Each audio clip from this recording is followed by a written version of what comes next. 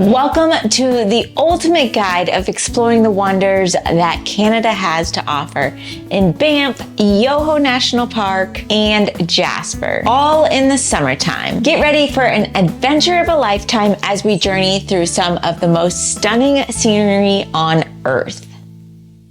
Hey guys, welcome to my channel. If you're new here, my name is Chelsea. I run an account, Chelsea Explores. In it, I give you guides on places to visit all around the world, as well as niche guides on what to do, see, and eat in San Diego. In this video, I will give you a complete 7-day itinerary to making the most of your Canadian road trip. The beauty of all of these locations will simply take your breath away. I'm going to share all the places that we camped, all the stops we made, and the hikes we did so that you can have an easy and smooth trip planning process. So lace up those boots and let's get ready to hit the trails as we explore glaciers, towering peaks, and hidden alpine lakes. Let's go! I took a flight from San Diego to the Calgary airport and had a layover in Washington. However, I think there are now direct flights from San Diego to Calgary, which would be so convenient. This was a group trip I was attending, so I actually arrived a day earlier than everyone and chose to stay at a hotel nearby the airport. So if you are looking for a hotel to stay at near the airport in Calgary,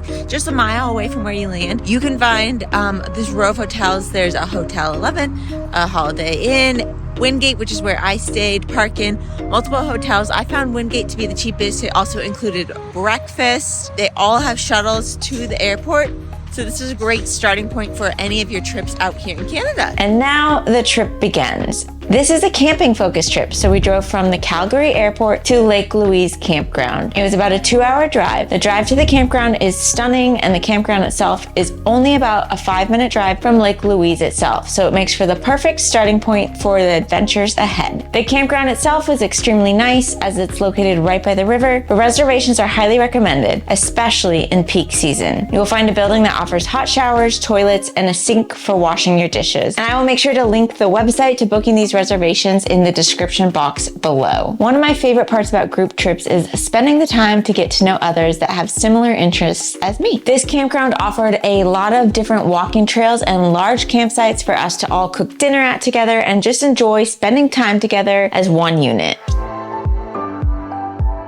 Today you will visit two of the most photographed lakes in Canada, Lake Louise and Moraine Lake. They are about a 20-minute drive from each other. You can either start your morning or end your evening at Lake Louise and visit Moraine Lake during the day. If you haven't heard, you now have to take a shuttle to Moraine Lake unless you are with a tour group like I was. There are no shuttle permits needed for Lake Louise. However, it does cost about $20 to park there. There are a bunch of different shuttle times to Moraine Lake, so make sure to figure out what time you want to arrive and reserve that spot. Different shuttles cost different prices. The cheapest shuttle I found was $8 Canadian through Parks Canada, but I have heard it's hard to get a permit through there and you have to book it about 6 months in advance. If you want an easier time getting a reservation, then I suggest paying for a ticket through a private company. But this will cost you about like $60 Canadian. But again, you won't have to reserve a permit 6 months in advance. There are tons and tons of hiking options up at Moraine Lake. Viewing Moraine Lake itself is actually a pretty simple and short walk. Hey guys, we are out here at the beautiful Lake Moraine. As you can see, it is gorgeous and blue behind me.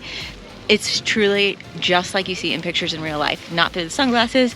It's insanely gorgeous. So if you're just looking to get those epic views of that turquoise blue water, you can visit here and take beautiful photos without having to do a lot of hiking. If you want an epic, more bird's eye view of Moraine Lake, make sure to do the short rock pile trail. It's quick, easy, and offers incredible views. The best hike, in my opinion, though, is hiking up to Sentinel Pass. However, you do probably need to be an experienced hiker for this one. You start on the shores of Moraine Lake in the Valley of 10 Peaks. You'll then hike through the Larch Valley to reach Sentinel Pass on the shoulder of Mount Temple. This is where you see all of those classic photos of the yellow larch trees in fall. The hike pretty much immediately starts with switchbacks and will also end with switchbacks to reach the top of some Sentinel Pass. Along the way, you will pass multiple lakes, which make for a great lunch and snack stop. I visited in June and there was still snow on the very last portion of this hike, which I only felt comfortable going through with crampons. So please make sure to check out the conditions ahead of time and make sure you are prepared with whatever gear you might need. As we did see someone actually slip and fall on the snow. He was okay, but he should have been using his crampons to get through that section of snow. In total, this hike is about 7 miles long with an elevation gain of 2,600 feet, and it is rated as moderate to advanced. Other things to do at Moraine Lake would be to explore the gift shop, have lunch, or ride a canoe. The canoes are on a first come, first serve basis and can be quite pricey, sitting around 140 Canadian dollars per hour. But if you want that epic photo, it could be worth it.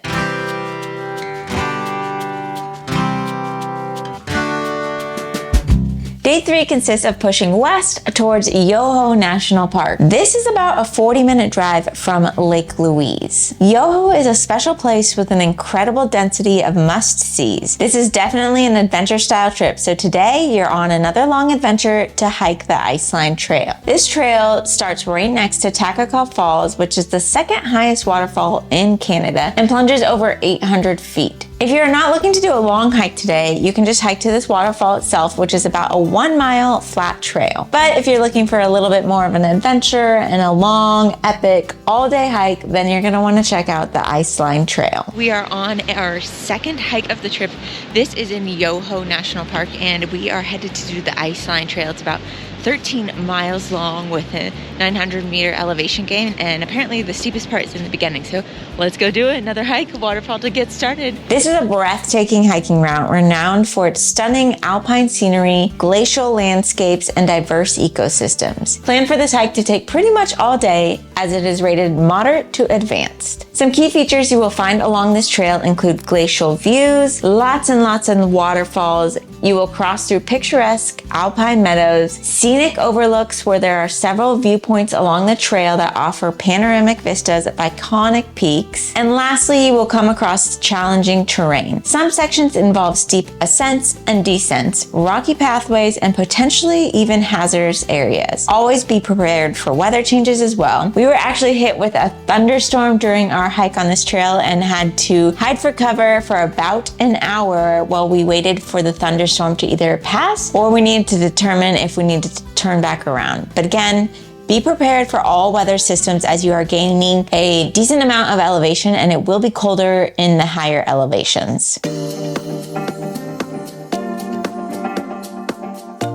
Day 4 is more of a relaxing day where you will get to enjoy scenic views along the Icefields Parkway and also get to walk on the glacier. Icefields Parkway takes about 2 to 3 hours to drive through. From Banff to Jasper, there's only one gas stop on the way, so make sure to fill up ahead of time and pack lots of snacks or even a way to cook in case you get stuck. If you're visiting in winter or even summer, this road does tend to get shut down quite often. The Icefield Parkways meanders through the Rocky Mountains, passing by massive ice fields and over 100 glaciers. There are plenty of stops to make along the way. 2 great stops that you can make would be Bow Lake and Peyto Lake. Bow Lake is a short little walk to the water's edge that is going to offer you beautiful views as well as a bathroom stop. Peyto Lake offers incredible views for a very short walk, about 10 minutes, easy and flat, and you're gonna get that turquoise lake view from high up. All right, we've just arrived at Peyto Lake,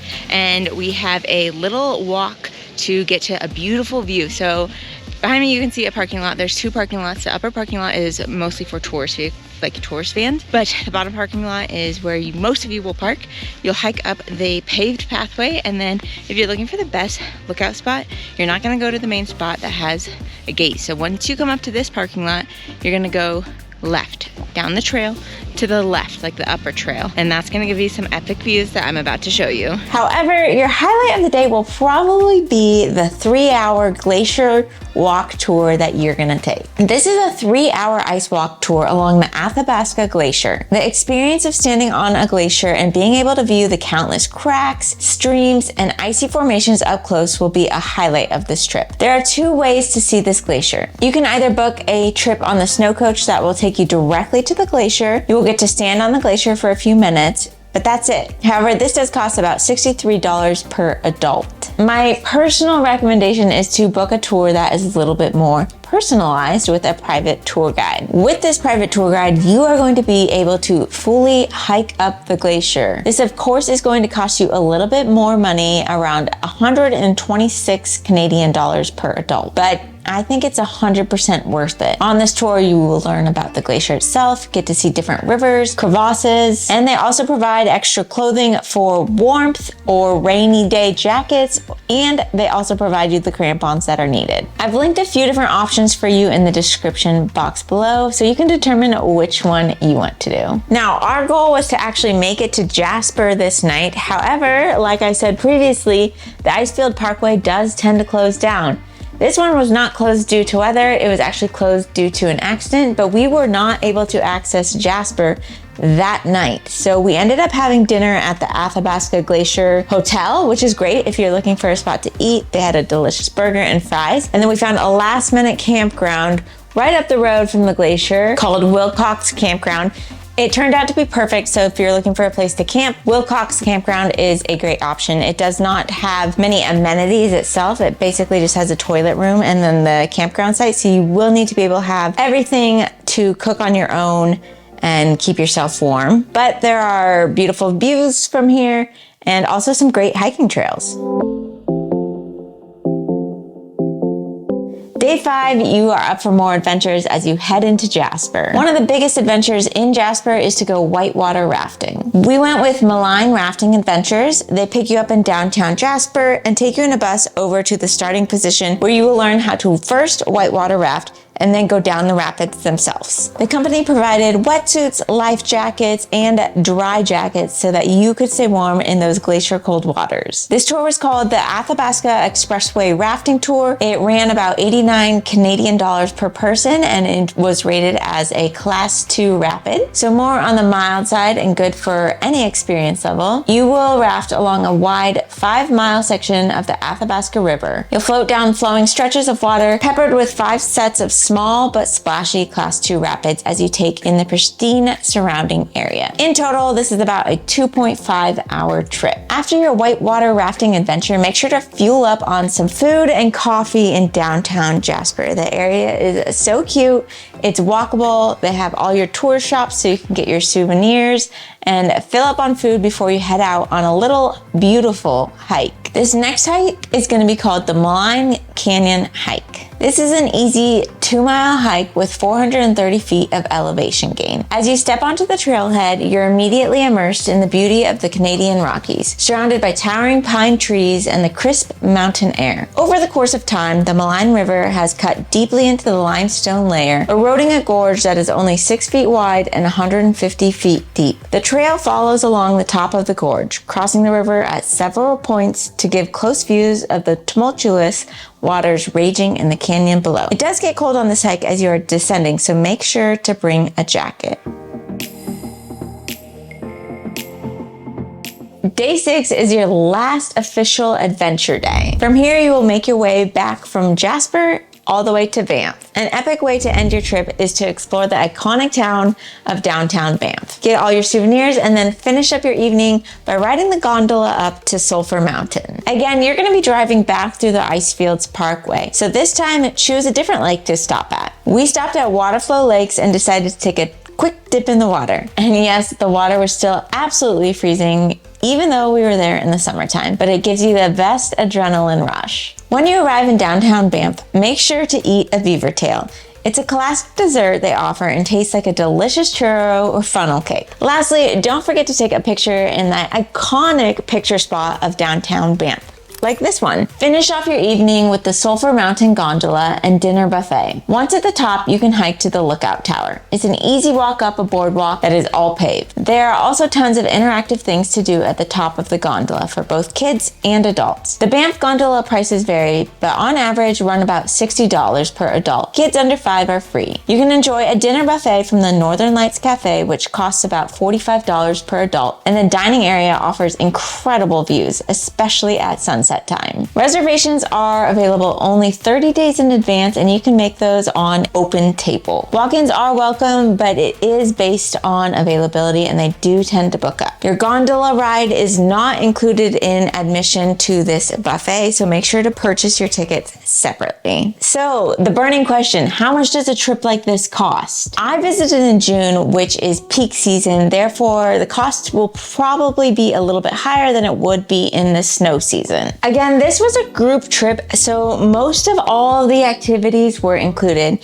So my campground costs, my food costs, gas costs, transportation, not including my airplane flight, my ticket to the gondola, ticket to the buffet, all these things were included. The total cost of this trip was $2,400, but again, did not include my flight. However, I would say this is about an average price of what you are going to spend if you were to visit yourself. Another burning question that people have asked is, when is the best time for Canada? And I hate to give you the answer of, well, it depends. If you want to have a chance to paddleboard and jumping the freezing cold lakes, then I recommend visit during the peak season, which is going to be your summertime. However, I'm sure you've seen pictures. Canada is also beautiful in the winter, so if you want to go to have a snow-filled time, visit in the winter. And lastly, Canada does get some beautiful and gorgeous fall colors. That is going to be your late September to early November times. So make sure to check the conditions though ahead of time to see specifically how those larches are turning in color, because they turn this bright yellow and it's so beautiful. Whether you're seeking adventure or simply want to connect with the beauty of the natural world, Banff National Park, YOHO, and Jasper are the perfect road trip destinations for your summer getaway. I hope this video was super helpful for you to get started with planning your Canadian road trip. Please don't forget to like and subscribe, as this does help my channel grow and get these videos out to others